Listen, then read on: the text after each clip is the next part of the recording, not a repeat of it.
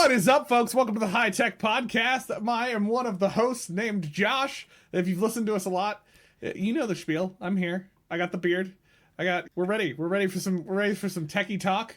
That's not a thing we've said before, and I regret it immediately. And maybe never say it again. I don't know. Yep, nope, not gonna say it again. And that other voice is Will, the other host of the HiTech Podcast, who should probably do intros from now on all the time. Just a suggestion, anyway.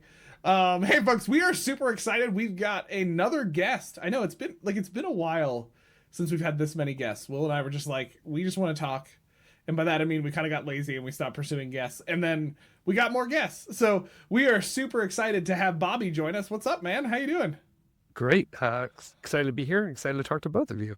Well, it's just the starting point for what hopefully is a great gateway to wonderful conversations. You had to get a pun in there. I was just trying to let that happen. That's how I do it. Fine. It's okay. Before we get too much farther into the conversation, though, with Bobby and about Gateway and lots of other fun things, like I definitely want to ask about the bleachers that are behind him. We didn't even talk about that in intro before the podcast. Just a reminder that check out the podcast. We're on the internet. We're on the interwebs. Things you can find us there. Surprise. Check out all the socials at HiTech Podcast or at HiTech Pod. You can follow us. Let us know your thoughts. Let us know if you're tired of Josh doing intros and you want Will to do more. I don't know. Whatever you'd like to tell us.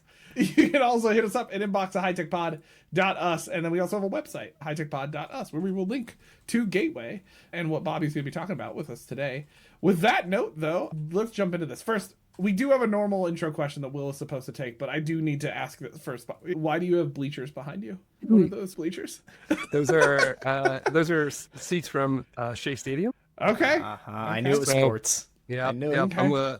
I'm a big Mets and Nationals fan, which I know doesn't make any sense, but and talking to you two, I'm sure you are a different side, but you have most of the 2019 Nationals or 2018 Nationals on your team right now, so.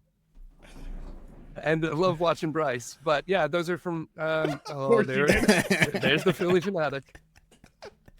Just gonna set him there, see if he stays with us for the episode. No, he's gonna fall over, but I won't hold it against you. That's awesome. Met bobblehead somewhere around here if you want me to bring my Mr. Met bobblehead out just for balance, It's fine. Here, I'll throw him and we can move on.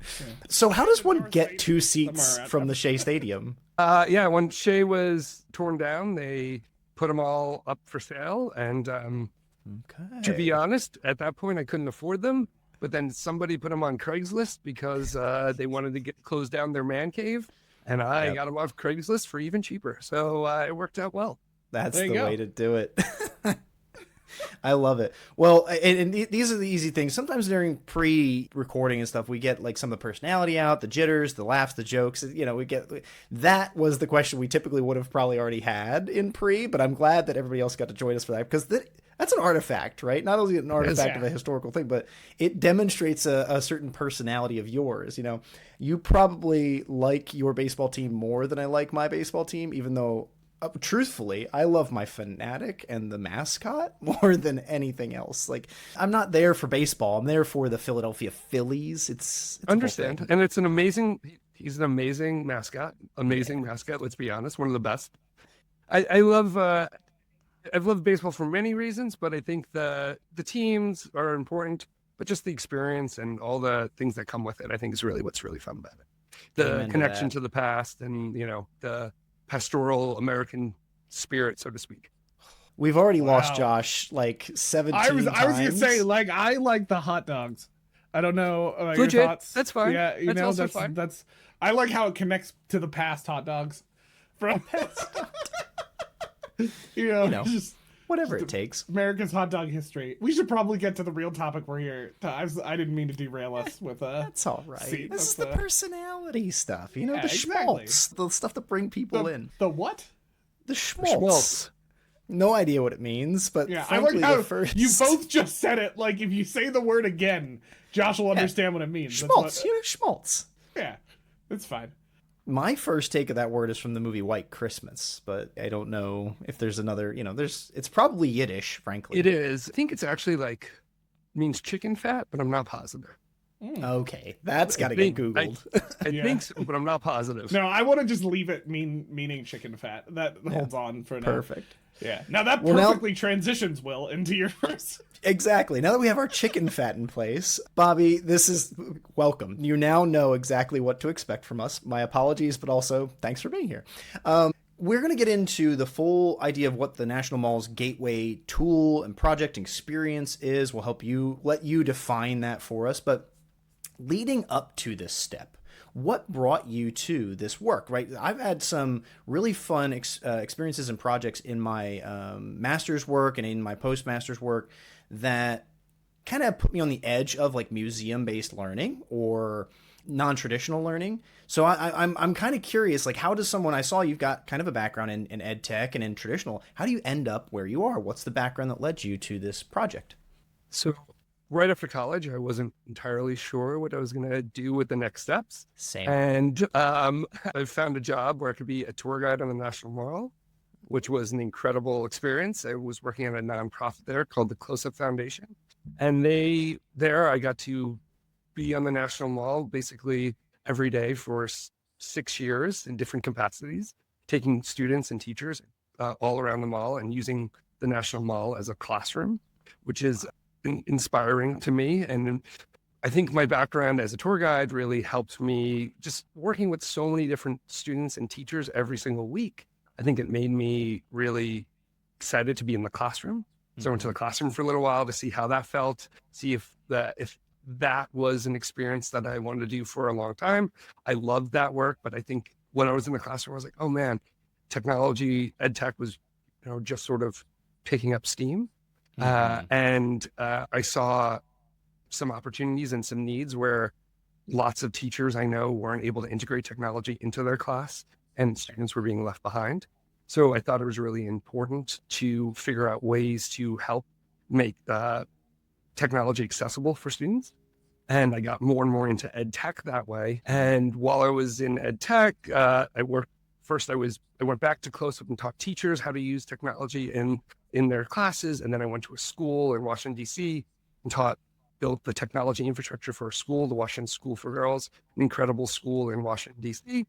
And then I went up to Columbia University and learned a lot more about technology management and got my master's degree there. But I started building products at Columbia University for a after-school tutoring program that we were running with New York City public schools.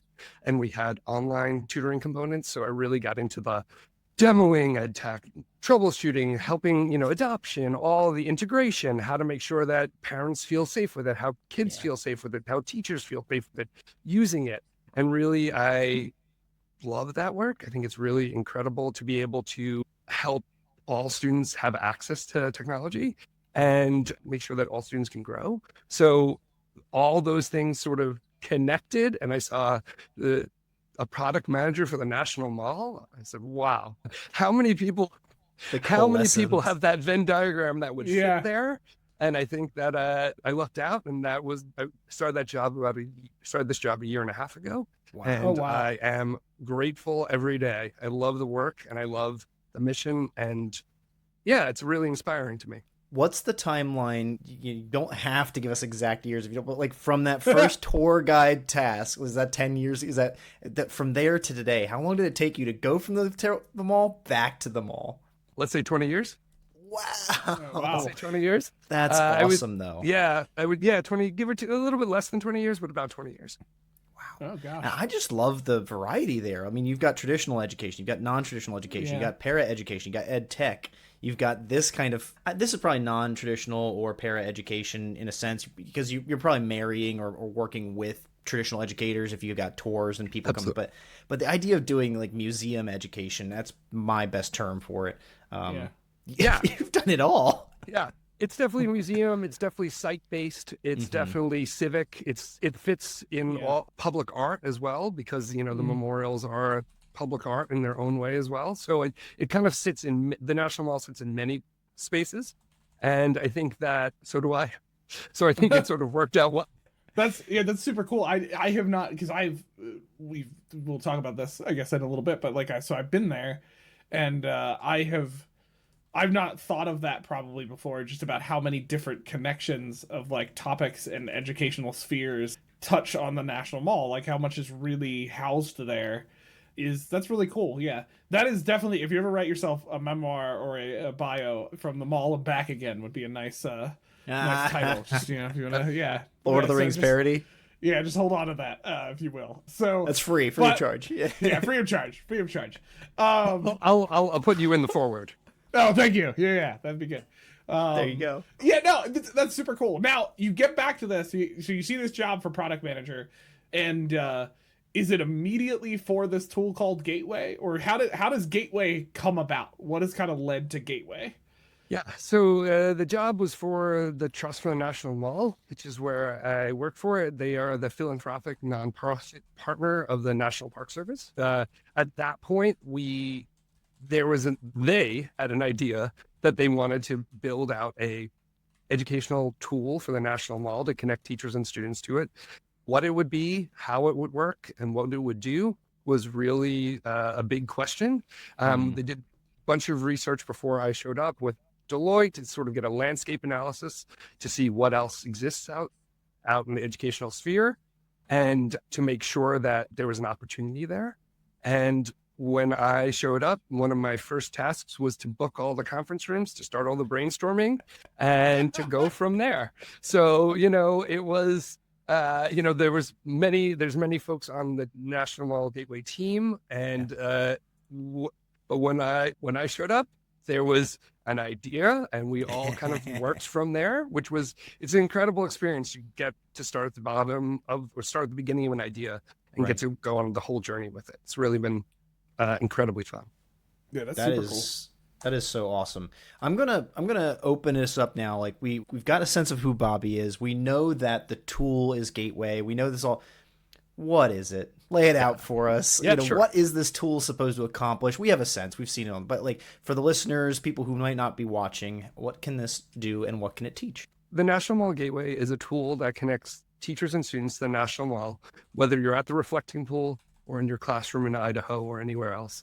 The idea is that it makes the National Mall come alive to wherever you are. And what we have in it is everything from, we'll talk about baseball because I keep talking about baseball, but we have basically baseball cards for each memorial. So those are called site cards. So you can sort of click in and you get the overview, the history of each memorial, some of the intent behind it, some of how it's been changed and shifted in popular culture, right? Because some of these memorials have really, like any other thing, start one way and then expand and grow. And then each of those site cards has a reflection questions on it, and there'll be even more sets of reflection questions, right? At the core, the National Mall Gateway is an education site and also a site to help tourists navigate the mall. So you'll see reflection questions so that when when teachers bring their kids or parents bring their kids, they can ask, here's some questions already ready for them to ask, and sort of probing it deeper into the civic education or the history, or even some of the, the math behind these things. These are incredible.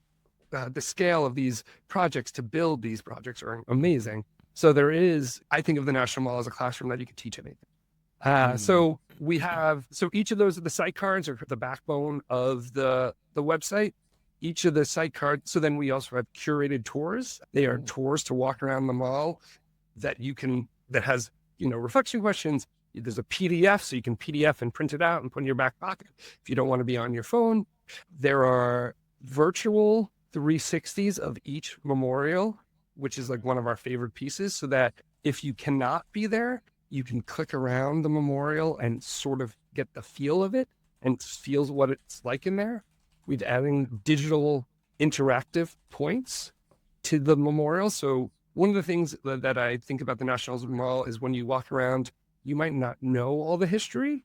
There's another building that looks like this. Okay, what is that? So on this interactive tour, you'll see these like digital layer that you can click on. It says, this is what this means. That's why that's important, right? Each of those things sort of allow students, if they can't come to the mall, or even if they're coming to the mall, I think it just builds some schema ahead of time, because they, a lot of the history is history.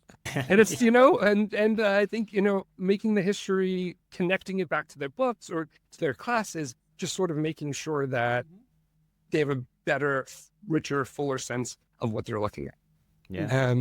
We also have things called mall moments, which are articles on stories about the National Mall that we have ones on the AIDS quilt. The first airmail flight took off from the National Mall. So we have that. We have all sorts of different things that just sort of allowing you to understand what happened on the mall and what's the significance of the places there. So we have those. And then for the educators, we have a whole educator section, which is all activities, some written by me, some written with AI, some written by our National Park Service. So we're working through all those things. And then when you're in the educator portal, you can also build your own custom tour. So if you want to, if we have tours that are built, but if you want to do America in the 60s, great. You can have the Vietnam Wall, you can have Lincoln Memorial, you can have, all the pieces that you want, right? So really, we're trying to make the mall more accessible, both logistically and educationally. Right. What I'm hearing definitely right away is like, I'm not sure if you're familiar with any number of I think there's like free walking tours, one of those international things. You can go anywhere. Just get a free walking tour. Of course, they want a tip at the end, but that's fine. But you're relying on someone's expertise to walk you through London to see all the Harry Potter stuff or whatever it is. This is the curated, official, free walking tours of the National Mall, as well as all of the learning content for like educators and or just those nerds who might want to learn some more as they're going through it. What I love to hear though is you saying not only are these tours, like I'm looking at now, there's presidential tour, military service and veterans tour, cherry blossom tour, etc. An educator could make their own tour. That is one of those things like, oh, it's great, we're offering something, but we're not only offering something, we're bringing community in. Come and try this, do it, build yourself, see what else you can come up with. And these are definitely the evidences of not just like, I guess, the olden days of, let's put a video in the museum to explain the piece in front of us. That's multimedia. This is hypermedia. There's maps, there's PDFs, there's videos, there's text. You've really accomplished a huge feat with this tool.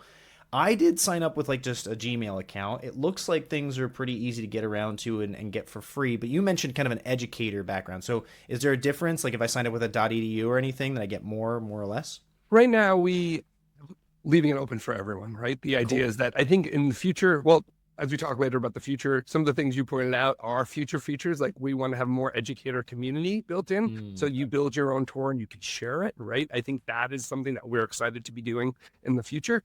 But right now it's open for everyone. So I think we wanted to have the educator portal, the educator activities behind the portal, but students can log in. When you sign in to that, you can say, I'm a student, and you can still get access to it. You can just ask me like educator, student. I was exactly. Other. I think as we develop and as we grow, we might have more different functionalities or different areas for each. But right now, and also you probably noticed, most of the gateway exists in front of the portal.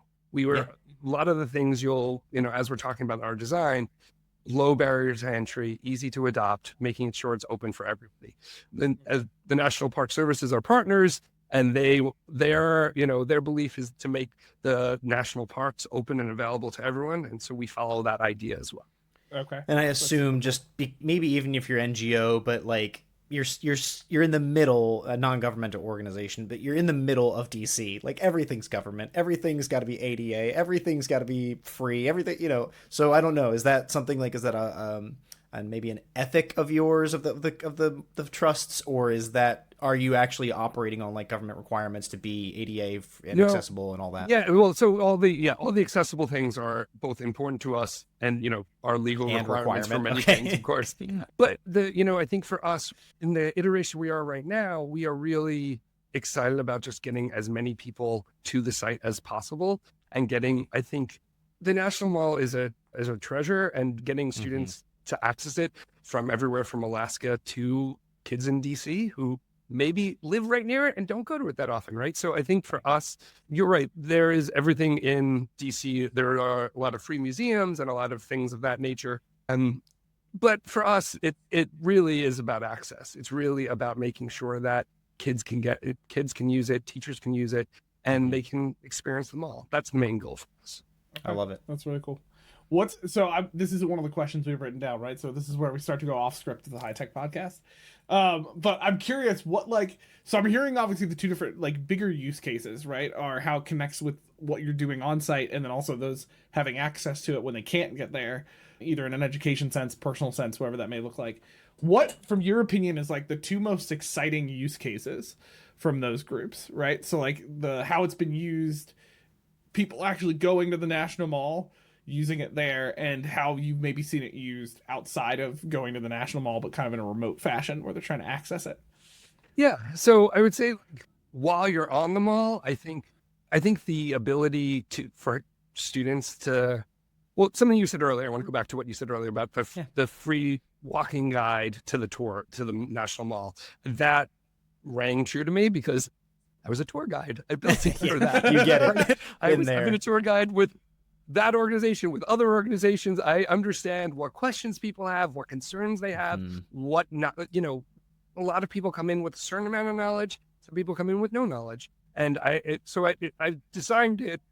we've designed it to make sure that while you're there, you can get the most out of your time on the mall, right? If that's awesome. Both, one of the things you'll see is like where the bathrooms are, where the food is, right? That's great. Yeah, right? Like one of the big tensions for us is how to make a tool that is both civically engaging and logistically helpful. So logistically navigating the mall, if it's much longer than you think it is. So I think that sometimes when people, and I will just be honest, I took my 5-year-old walking around the mall and I know how the mall is. And we all got a little bit tired towards the end, right? Like you're walking around with a class full of kids and you're not exactly sure how long things are going to take. And it's DC, so it's really hot or it's really cold or it's really windy. You're going to have you could have the potential of not having a good experience there. So. It's Disney without the mouse and without all the sugar, right? So it's all the walking, all the waiting. Yes. So I think for me, the idea like on the use case on the mall is that it helps people get around and helps people understand it specifically and helps people learn the most of it. I think when you're there, that digital layer is really important just to sort of understand what you're seeing. Why is there a statue of FDR in a wheelchair outside of the first thing you see when you walk into the memorial? And that was because originally he was only depicted sitting in a chair. And then he was wearing a shawl over the chair. So it was important to make sure that there was a human-sized version of FDR depicted in a wheelchair. So that's the prologue room. But if you don't know that story, and we have a whole mall moment on that, but talks about all the different disability activist groups who wanted to make sure that was depicted properly and fairly. So, and accurately, right? So to me, those are the things that's the use case on the mall, getting a better sense of what you're looking at and understanding it and learning from it. Remote or virtually, I think that making students connect to the National Mall from a distance allows them a few things. It allows them to have a greater sense of the things outside of their community or have a better sense of what's in their community. One of the best things we've done so far was we had a virtual tour with a park ranger for a class in upstate New York. So they were near some of the FDR sites. Oh, we're going to talk about FDR a lot right now. Look at this.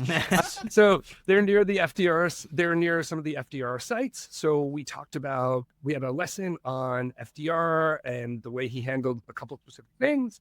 This was for fourth graders. And then we went on a tour of the FDR Memorial in Washington, D.C. with the park ranger. Cool. I clicked through the site. I was the one driving, and the park ranger Ranger Jen, she's incredible. And she was one of the first times she was on the 360. And she kept saying, oh, look at the sun coming through there. Look at that tree over there. Look at that, right? It felt, oh, you're walking around with a ranger. And I think that is one of the things the Park Service really likes is that there are so many groups of students that come through to the mall or they want to connect with the mall. And allowing a ranger to remote to a class, to talk to them, answer questions about the mall, to look at some of the virtual tours really makes the mall come alive, both from a distance and, if you're there. Yeah.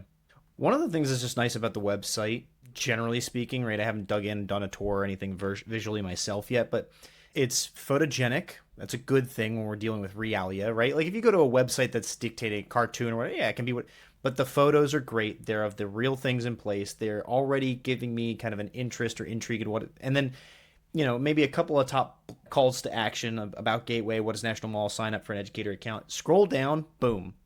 There's 17 options right there to click into: the Dwight D. Eisenhower Memorial, Constitution Gardens, etc., where folks get right into it. Like you said, you're not trying to gatekeep anything. This is the gateway. The door is open. Come in, check things out, click and get into it. What I also love, though, is once you start to click into one of them, my internet's moving so slow tonight, so I clicked, and it's going to wait, and I'm going to vamp. It's going to get there. But once you click into something is where you're seeing all of those materials you were talking about already, right? Some of the top things is amenities. Where's the wheelchair accessibility? Where's the open 24 hours? Where's the food and drink? Like around, I went for Constitution Gardens specifically. But again, top pictures right away, a whole gallery, and then options to click into everything you've detailed. This is so easy, right? In a world where apps or augmented reality or VR, virtual reality, requires something. You got to get your phone in place. You got to download. You got to have 3 apps. You got to sign up. You got to sign away, your rights to your third born. This is not that. Go to gateway.nationalmall.org and you're in. Exactly. The other thing about the National Mall is doesn't have the greatest Wi-Fi. It's not. So if to have an app that you have to download there, we wanted something that was easy, and you're looking at it on your computer, but it's all of this is built for phones as well, because we realize that the mobile experience is just as important, especially if you're walking around the mall. Down the road, there's a lot of augmented reality stuff we would love to play with.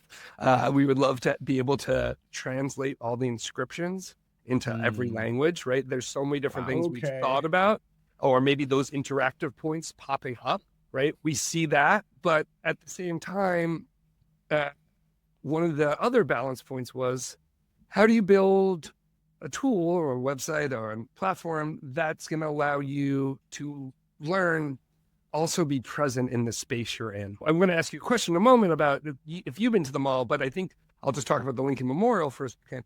When you're at the Lincoln Memorial, you walk into the Lincoln Memorial and there is a feeling you get while you're in there. There is a tone, there's a palpable feeling when you walk into that space. And many of the spaces, the Vietnam Memorial, there's plenty of, you get that feeling.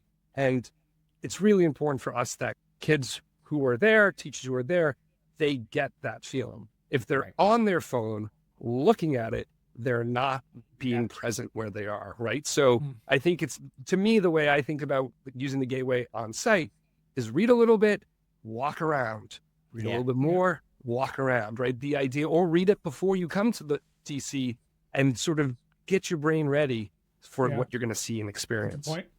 That's a really good point. Yeah, like trying to balance that experience on site, not taking away from it, because that's one of the problems with some of the VR experiences is that if you go too far, now you just got people with Apple Pros just walking around in the middle of the mall, and they're not actually engaging with the mall. They're engaging with a digital version of what they're seeing through that. Yeah, that's a super big balance. But I love what you're doing in that you're giving access to people who can't be there, and being able to, I could see very well how, especially being able to create your own tour, how that could connect with different historical topics that different teachers are working through. But then also like that, giving that tour experience to people who might not always be able to do like an exact tour when they're there at the mall, I think is super valuable to people. That's cool. That's awesome. Yeah, and when you click on the tours, when you click on the presidential tour or the other one, it actually has all the virtual tours linked to it. So then you kind of like can just bounce you around it. Or if you explore the virtual tours on your own, you could just click around the mall and there's these green points and it connects you through the whole thing. So you can just kind of That's super cool. The question I would love to, the question we talk about all the time at the Trust is, what is your National Mall story? I can say mine, but I would love to hear both of yours. Have you been to the mall? Do you have a national mall story? Many Americans and many international visitors do. So I'd love to hear yours if you have them. I've got a little bit of a both and ready. Like I've got one historically, but there's still like there's something that draws me there that I have yet to see, the cherry blossoms, right? I love the sakura, the cherry blossom tree, and I think that it's a beautiful thing. I've got friends that go every year, and that's still one of those things like, why have I not stinking gotten myself down there? So that is up there for something I want to experience. I'm going to see what's in the gateway on that material. It's absolutely beautiful. It's absolutely beautiful. We just made a site card for the cherry blossoms specifically. But it's when you're there, the mall has many seasons. Inaugural season when the presidents get inaugurated, because that takes place on the National Mall, and then spring season when there's so many folks coming. Yeah. And the beginning, and then summer for the 4th of July. But really, the start of the ramp up of folks coming to the National Mall is cherry blossoms. And it's really a spectacular to walk around the Tidal Basin, to walk around the FDR Memorial and see how the cherry trees interact with these memorials is really both historically and aesthetically. That's on the wish list, but I was trying to recall, I think it's 2018, maybe 19, just before COVID practically. We took an adults trip. We went down, it was like, I went as a kid and we did a field trip, but I don't remember, honest. But it was cool to go as adults, and like the National Air and Space Museum stood out to me of like going inside a building and there being aircrafts. It's kind of one of those things like, that's awesome. Seeing something you don't get access to. Right, you have to know someone in aeronautics to go and see a plane or something. You have to buy a flight and then you get on a jet. But you don't ever being in there and seeing like how things are made and seeing a few like examples and stuff. That was really impactful to me. Not in a please touch museum style, like you're not riding them, jumping in them, but you're seeing them in a way you don't get to.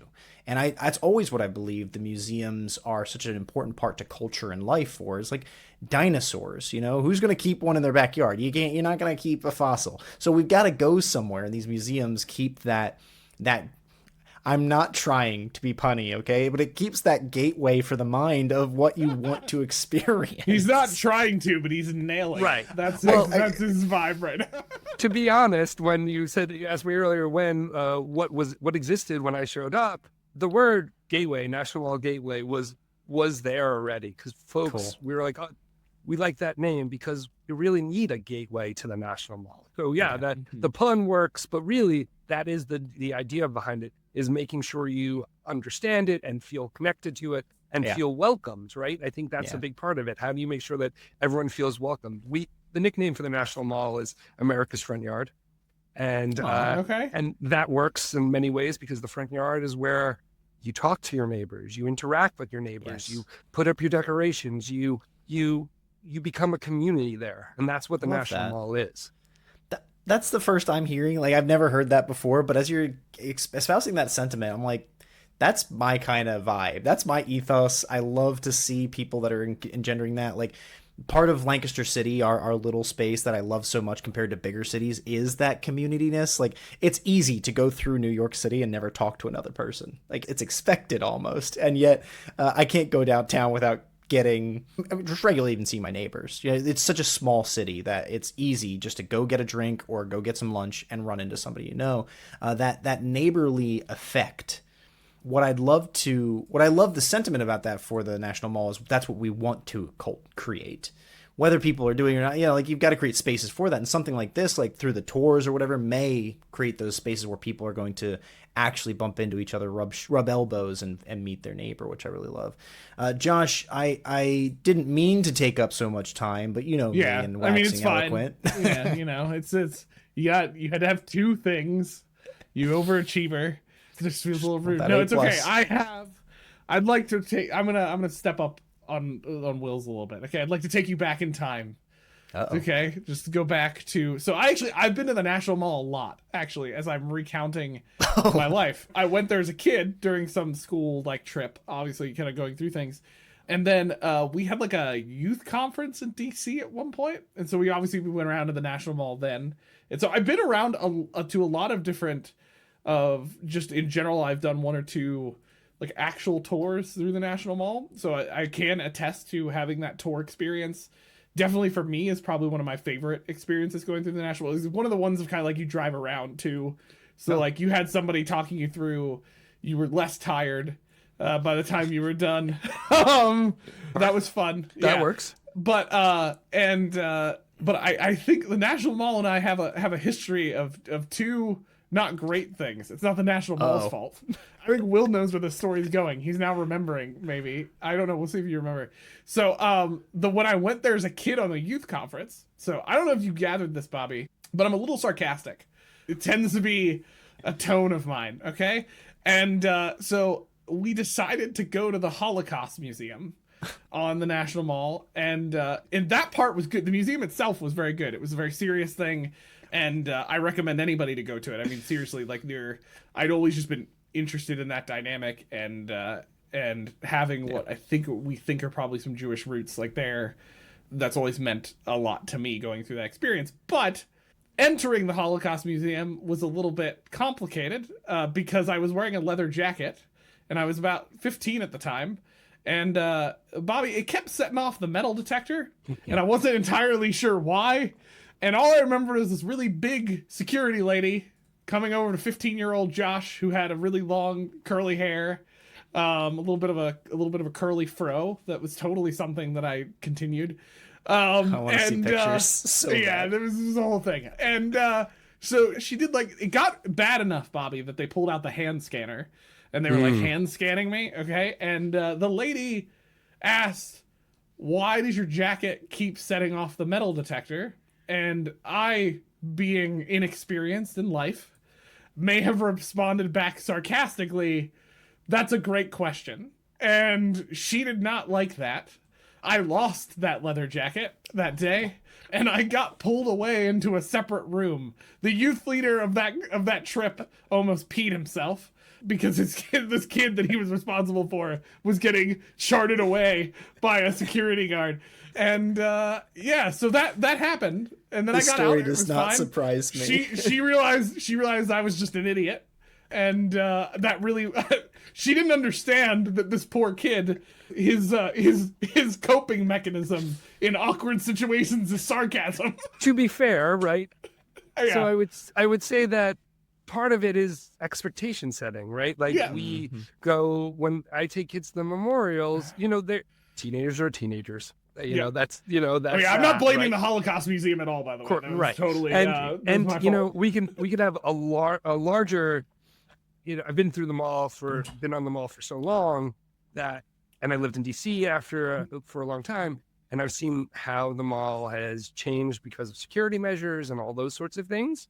But one of the things we're adding a scavenger hunt to our site soon, and each of the scavenger hunts have the rules and the code of conduct, because very helpful. Right, you can it's teenagers are on a trip, they're away from home, they're having fun, it's a fun experience, but then you get to the Vietnam Memorial, and all of a sudden there's a family there who's putting their hand on the wall because they are thinking of their loved one, and all of a sudden, how does a kid code switch like that, right? So you need to make sure that students are prepared for that experience, because you were being a sarcastic kid. I was going to use another term we use in New York. We'll just say sarcastic kid. But, a lot of schmaltz. But I would like to point out they still never found out why my jacket kept setting off the metal detector. Sure, I never wore that jacket again. It was bad. It was a bad jacket.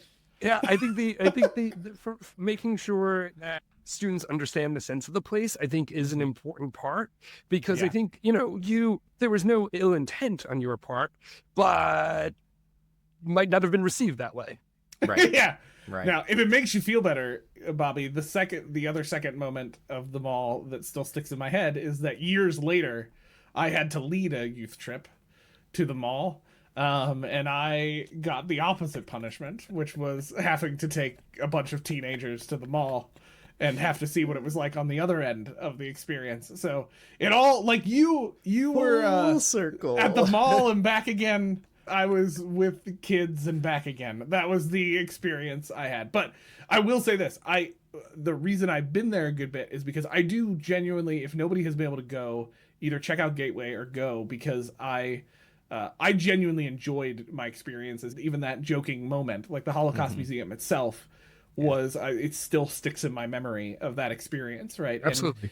And the mall, just the amount of history that's there and just accessible to people. I think, like for us who live in PA, we're not that far from DC, and so it's like the reality of just how much is there. I've met friends and stuff who've just never been there, and we've gone there before, and them to realize what is just freely accessible in many of these places to see is kind of crazy. Like it's just so much that you can learn in this one area, and like you said, like walking into the Lincoln Memorial, like that just has an experience. You see it on TV, you see those steps, you see, you know, in movies or whatever, but it's different when you get to go there, or like you guys are giving an experience where people can actually get into it digitally. So it's always kind of it's stuck with me over the years, the different times I've been there. So yeah. Mine experience real quick. I went as a kid with my family. I liked it. I went on a 7th grade tour. I recently just found the photos from my 7th grade tour, which is really mind blowing. And I looked at some of them on the gateway and I said, oh, wow, look, mall and back. I would say for me as a guide there, one of my favorite experiences was less me. I would print out the I Have a Dream speech, and I'd have students stand. There is an inscription on the Lincoln Memorial, which took an act of Congress to get added there, to have another memorial on top of another memorial. But that's a whole other story for another day. We're going to have a mall moment about that soon. But, you know, I would print out the I Have a Dream speech and then write numbers next to it. And I would have just hand it out to the students, and they'd each get to read a paragraph of Martin Luther King's speech, where he stood looking out at this area, right? When we talk about America's front yard, it is a way that people connect, but it's also a place where people speak truth to power. There are, you know, there are so many First Amendment demonstrations on the National Mall. So I think when you're there, you bump into people who are from all over just to talk and have fun and just learn together a little bit. And then you bump into people who are there to advocate, to, you know, to speak truth to the Congress folks and to the president specifically, right? And that's what Martin Luther King was doing in that protest. So, you know, getting students to get that site-based moment where they get to see what he saw, and it's incredible. It's an incredible experience. That's super cool. So, Bobby, transitioning a little bit, right? Because there's a lot of history in the mall, but there's a future in Gateway. You've alluded to it a little bit, right? I nailed that. Just don't even right now. It was perfect. So what is, so you've alluded to some of the stuff you guys are thinking about doing with Gateway, and actually you just joked that there's like an update happening literally tonight. There is. But what's some of the future ideas for Gateway? What's coming down the pike? Yeah, so are you folks into AI? Is that something that you guys talk about on this podcast? We've never talked about it. Al interested. I've noticed the last few were definitely AI was not mentioned at all. Yeah, not at all. Never. We don't even talk about tech. It's a whole thing. This is actually the low tech podcast. We wanted irony, so we went for anyways. Yeah. Our sarcasm aside, yes. Yes. Clearly, So we have obsessed over it. Yeah, so I think one of the things we're hoping to do is more AI integrations. We actually, one of our first proof of concepts was we built out a internal AI chatbot that would work based off of National Park Service documents that we were, that we trained it on to learn from, and it's a walled garden. And we drop in some of our educational content from National Archives, and that's how we craft lessons from there, right? And all the lessons that we craft right now, I vet and I'm building out, right? So there's a human looking at everything, right? Down the road, we would love the idea that teachers and students could basically hop on and create, you create your own tour, well, create your own lessons and create your activities there, right? That is one of the future goals. But, as you've said on this podcast many times, AI is in an interesting place, and we're trying to be thoughtful about how much we use it. So that wasn't important to the first round, but I think that will be something going forward. I think one of the other things we would like to be doing is more scalable text. So if you're a fourth grader, you can slide the dial to 4th grade. You can slide it to 12th grade. Okay. You can slide it right. So cool. to make it, the idea for this is an education site, right? That's why the national park has a website. We are an education site. So we are built with students and children in mind. So having the ability to make it grade level for whatever kid, that would be incredible. There's talk about some augmented reality pieces down the road to make the inscription. So if you are coming, at Cherry Blossom time, so many folks from Japan come, and wouldn't it be great to be able to read all of Martin Luther King's quotes on your own? That would be amazing. What else? So yeah, I think those are more. We have more sites, more tours, more educational content. We are trying really to think about what teachers want. One the teachers wanted was more video content.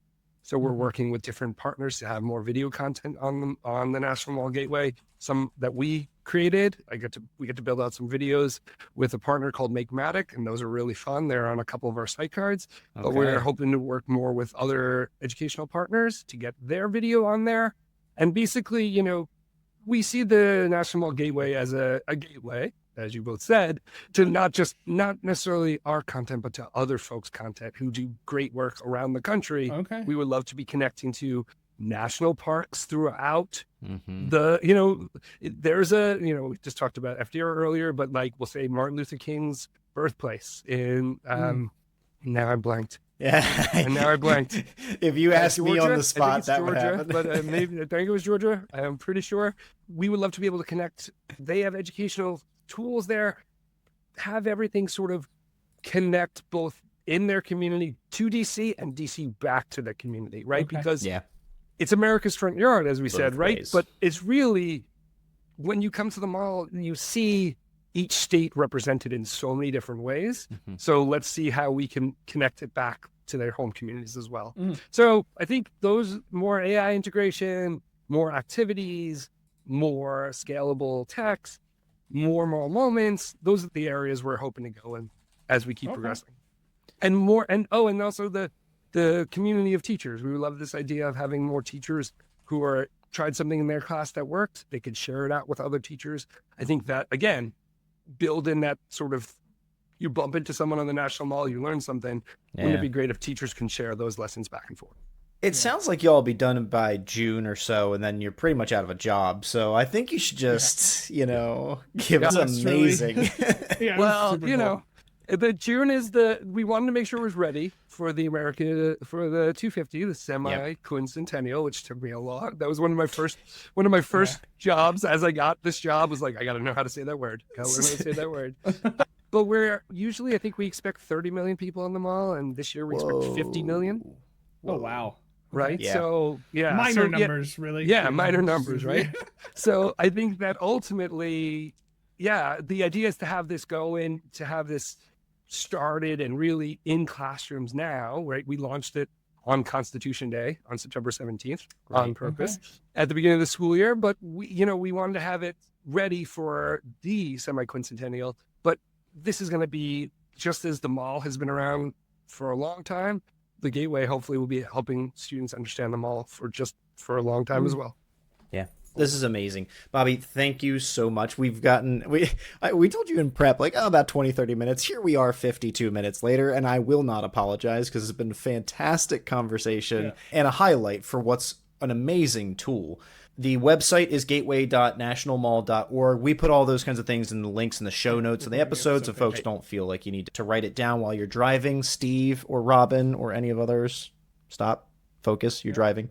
We see you. But we'll have all of that out for folks. Want to make sure that that's available. And if there's anything else to add with it, we'll get that in post and make sure that's available to you. But thank you again so much for taking the time with us to do this. And I don't think this is the last time we're going to speak. I think there's got to be a part 2 to this, but I'll follow up with that in just a little bit. Well, thank you for having me. And I've noticed that some of your guests come back multiple times, I would love to come back as we grow, or as we get closer to the 4th of July. I would love to talk more about it.